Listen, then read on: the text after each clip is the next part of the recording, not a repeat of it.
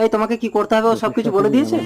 ঠিক আছে, ঘরে এসো। টাকা টাকা কাজের শেষে আমি ওর হাতে দিয়ে দেবো। এই চলে এসো, বসো। মাস্ক খোলো তো, মুখটা দেখি। জল খাবে? না, আরে ভয় নেই, আমি তোমার কিচ্ছু করবো না। ওই ছেলেটা তোমার কে হয়? ওটা আমার স্বামী। তোমার স্বামী তোমাকে দিয়ে এইসব নোংরামো করায়? আমি করতে চাই না কাকু, ও আমাকে দিয়ে জোর করে এসব কাজ করায়। তুমি ওর কাছে আছো কেন?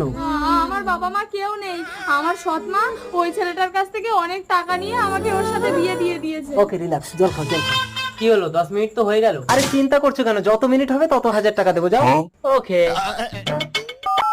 হ্যালো পুলিশ, ভয় পেও না, তোমার কিচ্ছু হবে না। তোমার স্বামীকে পুলিশের হাতে তুলে দেবো।